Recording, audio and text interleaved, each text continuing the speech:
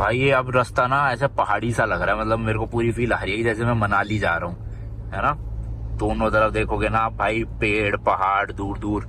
हालांकि वो इतना ज्यादा चढ़ाई वाला रास्ता नहीं है ये कि बिल्कुल ही पहाड़ी इलाका हो कि अप डाउन हो रहा है ना, इतने ज्यादा मोड़ आ रहे हैं, सीधा सीधा ही है।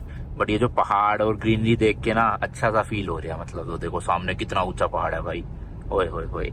मजेदार है यार, ड्राइविंग का जो मजा है ना वो फ्लाइट से घूमने में नहीं आता, ये तो बात एक्सेप्ट करनी पड़ेगी आप सबको भी। है मजेदार है, अपनी गाड़ी में कहीं भी जाओ, कहीं भी रोक लो, रास्ते में एंजॉय करो व्यू। लेकिन पब्लिक ट्रांसपोर्ट या फ्लाइट वगैरह से घूमने में थोड़ी सी ये रिस्ट्रिक्शन रहती है।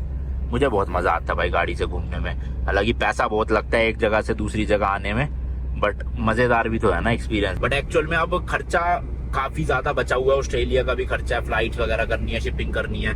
बट व्यूज उतने आ नहीं रहे, ब्रांड्स भी बिल्कुल खत्म से हुए पड़े हैं, तो पैसों का थोड़ा सा प्रॉब्लम चल रहा है। बट कर लेंगे, कोई गाल नहीं भाई। अब खाना है तो निकले हुए तो पूरा करके ही जाएंगे भाई। ये टेरोवुड करके टनल आई है, अब लग रहा है कि प्रॉपर हाँ पहाड़ी इलाका ना शुरू हो चुका है, क्योंकि टनल्स वहीं आती है जहाँ पे प्रॉपर पहाड़ होते हैं एंड पहाड़ों को काट के जो है वो रास्ता बनाया जाता है। तो लेट्स गो भाई, मलेशिया की फर्स्ट टनल आ गई है हमारी, क्या बात है। ट्रक भी जा रहे हैं भाई गाड़ियों के साथ, मजेदार।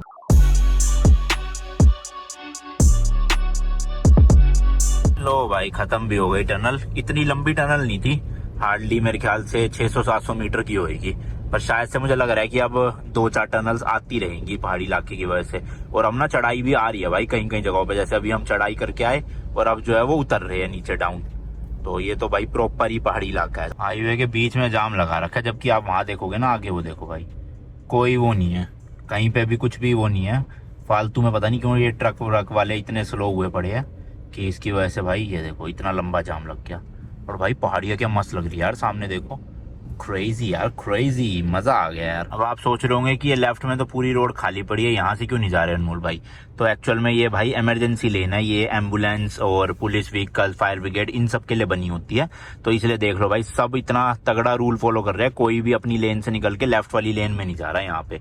क्योंकि भाई अगर वहां भी चलेगा तो उस लेन में भी ट्रैफिक लग जाएगा और फिर जो भी व्हीकल होंगे इमरजेंसी वाले उनका निकलना मुश्किल हो जाएगा। तो ये लेन में कभी मत चलाना भाई, इसलिए ये होते ही इमरजेंसी व्हीकल्स के लिए। और यहाँ भी लोग जो है वो अच्छे से रूल फॉलो कर रहे हैं, अपनी लेन में चल रहे हैं। इसलिए आप ये देखोगे बीच में देखो जो मार्किंग है ना लाइंस की, ये है भाई डॉटेड वाली लाइन, यानी कि हम इधर उधर कर सकते हैं, लेफ्ट से राइट लेन में जा सकते हैं और राइट वाली से अपनी इस लेन में आ सकते हैं। लेकिन आप इस वाली लाइन को देखोगे ना, ये जो पार्टीशन है ये डॉटेड नहीं है, ये स्ट्रेट लाइन है। इसका मतलब है भाई हम उधर लेफ्ट साइड में नहीं ले जा सकते अपनी गाड़ी को, मतलब ओवरटेक नहीं कर सकते उधर से किसी को भी। तो रूल्स समझो और रूल्स को फॉलो करो, बाकी आपको दुनिया में कहीं भी ड्राइव कर लो, कोई दिक्कत नहीं होगी। मलेशिया में भाई लोगों को बाइकों का बड़ा शौक है, काफी सारे राइडर दिख रहे हैं BMW वगैरह चलाते हुए। और ये भाई सब देखो अपने पिकअप ट्रक में भी अपनी 2-2 बाइकों को लेकर जा रहे हैं ट्रॉली में पीछे। तो क्रेज है, मतलब यहाँ भी काफी बाइकर्स के बीच में ना ऐसे। मतलब टोटल 190 किलोमीटर बचा हुआ है अभी, और अभी तक का रास्ता हाईवे बिल्कुल मक्खन मजेदार। होपफुली कोलालमपुर तक ये ऐसा हो, क्योंकि कस्टम ऑफिसर कल बता रहे थे ये जो हाईवे है ना भाई ये स्ट्रेट सीधा सिंगापुर तक जाता है। तो मतलब देख लो, आप थाईलैंड से एंटर करें और सिंगापुर तक एक ही हाईवे पकड़ के रखना है आपको और आप सिंगापुर पहुंच जाओगे।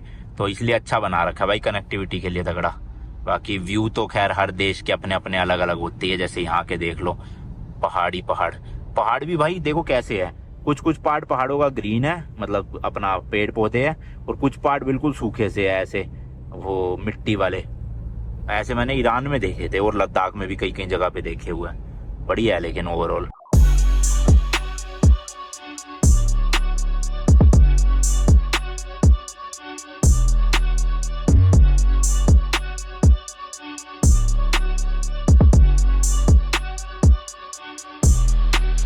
भाई साहब बहुत तेज बारिश हो गई है, लिटरली कुछ दिखाई नहीं दे रहा। मैंने तो हजार्ड लाइट ऑन कर लिया था कि पीछे से आगे कोई टपली ना मार जाए एकदम से।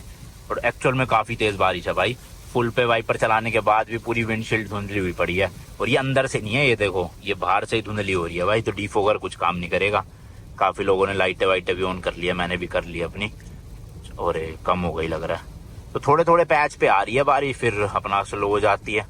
सही है। 119 किलोमीटर बचा है, 1.5 घंटे का रास्ता ओनली, पहुंचने वाले हैं भाई। खाना खाऊंगा पेट भर के, पहले तो बड़ा भूख सी लग रही है। ये लो भाई 5 मिनट लिटरली बारिश थी और उसके बाद अब वापस से बिल्कुल खाली, बट मौसम तो हुआ पड़ा है। खैर 5:30 भी बज गए हैं भाई, तो थोड़ा अंधेरा होना शुरू हो रहा है अब।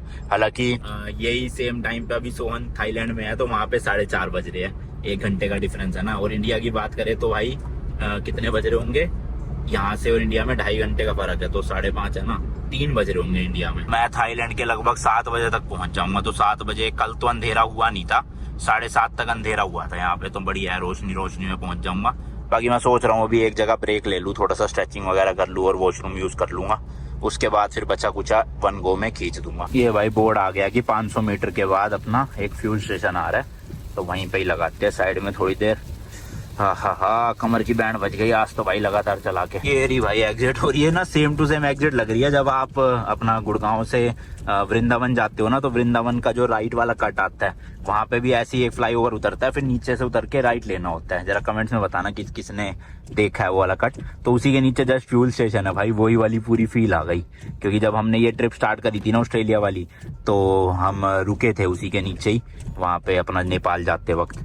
तो मेरे को पूरा सेम टू सेम डिट्टो लगा। पार्किंग में खड़ी करते हैं भाई, चलो।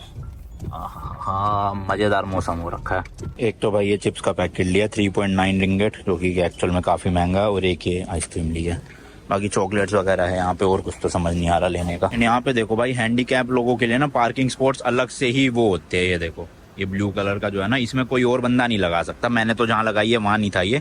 3 पार्किंग में से 1 हैंडीकैप के लिए। अब ये भाई साहब शायद हैंडीकैप के होंगे, क्योंकि अगर आप बिना हैंडीकैप के लगा दोगे इस पार्किंग में, तो फिर इस पे शायद फाइन वाइन भी है भाई, और लोग तोड़ते भी नहीं है ये रूल ज्यादातर। सही चीज है। और बारिश भी देखो भाई रुकी गई ऑलमोस्ट। बस बाइकर देखो, वो एक भाई साहब बहुत है यार बाइकर, तो ये देखना ये भी निकले हुए अपने कावासाकी पे। देखो मैं कह रहा था ना, प्रोनाउंसिएशन यहाँ पे कुछ सेम सी लगती है। तो ये देखो, अपने इंडिया में बोलते संडास, यहाँ बोलते टंडास टॉयलेट को। संडास मैचिंग सा। ये देखो क्या लिखा है, आवास। भाई साहब बड़े ही मिलते जुलते से वो है वर्ड।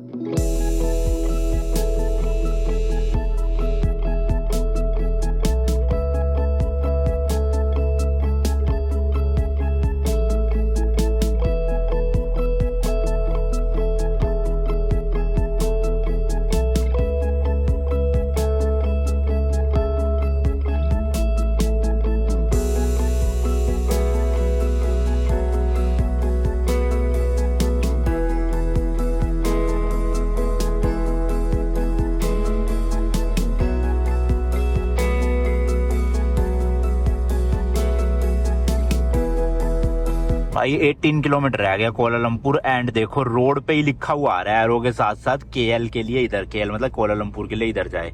अभी आपको शायद दिखाई नहीं होगा, अभी फिर से आएगा ना, दिखाता हूँ भाई। रोड पे मार्किंग कर रखी है प्रॉपर, KL के लिए ये रोड, दूसरी जगह के लिए वो वाली रोड, ऐसे है। 17 किलोमीटर है। पेट्रोनस टावर जो यहाँ का फेमस ट्विन टावर है, वहाँ की लोकेशन लगाई है अभी मैंने, क्योंकि मैं चाहता हूँ होटल भी उसके आसपास ही लूँ, वहाँ पे खाना वाना भी मिल जाएगा प्रॉपर, इसलिए।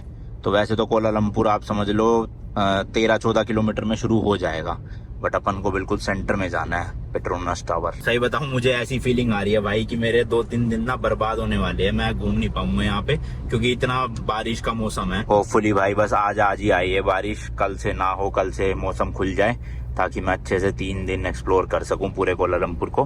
हालांकि मैं एक बार घूम चुका हूँ कोलालमपुर, बाटू केव वगैरह, पेट्रोनस टावर, ये सब जगह जा चुका हूँ, बट अब गाड़ी से आया तो गाड़ी के भी एक बार दर्शन हर जगह करवा देते हैं ना अच्छे से। लो भाई टोल टैक्स आ गया है, और किलोमीटर की नोट कर लो बस आप, 36884। कैलकुलेट करेंगे बाद में। पैसे देख लेते कितने लगेंगे।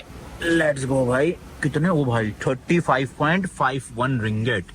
भाई साहब मोटा मोटा कैलकुलेट करूँ तो भाई 700 रुपए के आसपास। किलोमीटर कितना कैलकुलेट करना पड़ेगा, बट 700 रुपए भाई। एंड सिटी शुरू हो गई है, आप देख ही सकते हो भाई, ऊंची ऊंची बिल्डिंग। हालांकि ट्विन टावर नहीं दिख रहा ना यहाँ से नहीं दिख रहा भाई, दिखेगा तो आपको दिखाऊंगा, वरना वेट करना भाई 1-2 व्लॉग्स और, शायद अगले व्लॉग में ही दिखा दूंगा मैं। एंड एक रेस्टोरेंट की लोकेशन लगाई है, 9.6 किलोमीटर है, 14 मिनट, और पूरी रोड ये रेड हो रखी है इस टाइम पे भाई।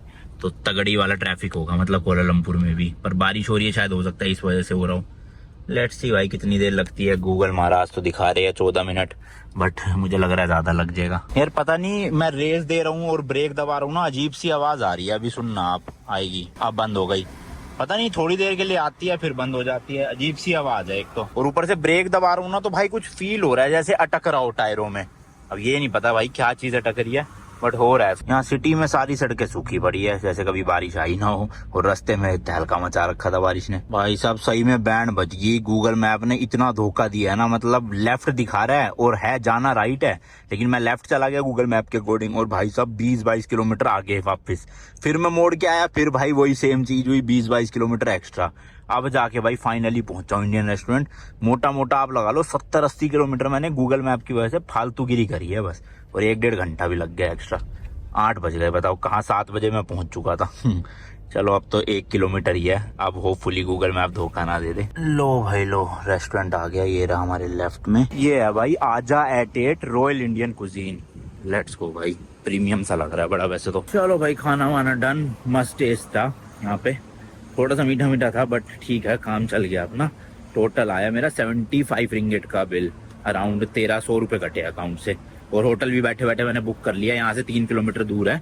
अच्छा मैं आपको ना बता देता हूँ, होटल ना कोलालमपुर में 3 मेजर जगह है, एक है KL सेंट्रल, एक है भाई बुकित बेतांग, और एक और जगह है वो KL सेंट्रल के पास ही है, तो बुकित बेतांग में भी आप ले सकते हो, और KL सेंट्रल में ले लोगे ना तो वहाँ पे सेंट्रल मार्किंग शॉपिंग हब है पूरा वो आसपास, और शॉप वगैरह भी काफी मिल जाएगी, मतलब मोस्टली इंडियंस आपको उसी एरिया में मिलेंगे। और जो बुकित बेतांग है ना वहाँ पे आपको फॉरेनर्स बहुत मिलेंगे, टूरिस्ट। तो मुझे एक होटल अच्छा मिल गया भाई, लगभग 2000 रुपीज का पर नाइट, मैंने 4 रातों के लिए बुक कर दिया, यानी 8000 रुपये में 8300 रुपये का है, और सही है, रूम अच्छा है, पार्किंग है उनके पास अंदर ही, और KL सेंट्रल में ही है जस्ट, तो मतलब सब कुछ आसपास ही है घूमने फिरने का, जैसे पेट्रोनस टावर भी वहां से 3 किलोमीटर दूर है खाली, तो और इसके अलावा जो सेंट्रल मार्केट है वो भी बिल्कुल वॉकिंग डिस्टेंस पे है, 4-5 मिनट। सही है भाई, टूरिस्ट एरिया में रहूं ना, चहल पहल में मन लगा रहता है, वरना ऐसे बाहर कहीं ले लो ना दिमाग खराब हो जाता है। अब चलते हैं फटाफट से जाके चेक इन करे, पेमेंट वेमेंट सब हो ही गई है, फटाफट से बस रूम में जाएंगे। और हाँ, ये होटल के स्टाफ ने देखो भाई, उन्होंने मेरी गाड़ी देखी कि इंडिया से चला के आ गए भाई साहब, तो इस तरह से बना के दिया है, specially for you to see a world in a grain of sand and heaven in wild flower. ये पता नहीं किस चीज का है भाई, ऊपर पंखुड़ी सी, और अंदर देखो मेरी फोटो क्लिक करी भाई, हाथों हाथ प्रिंट भी निकाली, एंड लिखा भी है हैव अ सेफ जर्नी, नाम है गज्जा। भाई साहब मजेदार, अच्छी ट्रीटमेंट थी, खाना भी अच्छा था, और प्राइसिंग भी अच्छी खासी मतलब महंगी नहीं थी। एक बंदे का खाना मतलब 1300 रुपये में आ रहा है इंडियन, तो सही है। लो भाई लो, ये आ गए हम बिल्कुल सेंटर में कोलालमपुर के, यहीं पे ही आसपास सब कुछ आपको मिलेगा, एंड होटल भी मेरा जस्ट यहाँ से कितना बहुत कम ही है भाई, ऑलमोस्ट 200-250 किलोमीटर कह रहा था, मीटर है बस। ये लेफ्ट लेना है यही वाला मेरे को, और इसी में घुसते ही आ जाएगा अपना होटल। लेट्स गो जी, लेट्स गो पाजी, ओए होए होए होए, किथे गया। ये है भाई होटल जो मैंने बुक करा है, Pacific express hotel, central market.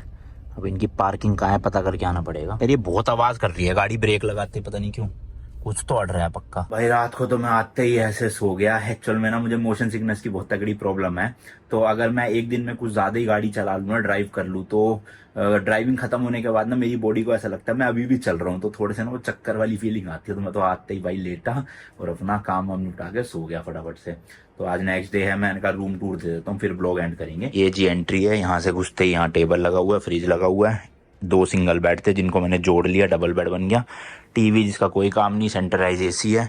Room actual में काफी बड़ा है भाई, यहाँ देखो ये भाई साहब कितनी बड़ी मिरर वाली वार्डरोब है अंदर, इसमें लॉकर भी है यहाँ पे इस तरह का, एंड ये भाई गेट है बाथरूम का, तो बाथरूम भी काफी बड़ा है, वो शावर एरिया है, WC वॉश बेसिन, ठीक है यहाँ पे, मतलब वॉशरूम काफी, एंड मेन है भाई यहाँ का व्यू। अब देखो आप एक एक करके हटाऊंगा मैं।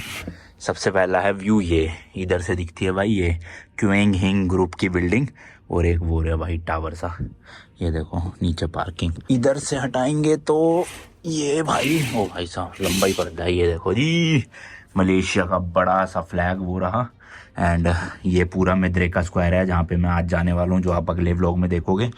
एंड इधर की तरफ में और बिल्डिंग्स है, और थोड़ा सा और खोल दूंगा तो अच्छे से, तो देखो पूरा ये पर्दे जब खुल जाएंगे भाई तो लिटरली चारों तरफ से रोशनी रोशनी, एंड सिटी का व्यू आ रहा है, मस्त है ना। तो ये होटल था भाई, ठीक है, मतलब 2000 रुपये में मिल गया, 4 रातों का 8000, नॉट बैड है ना।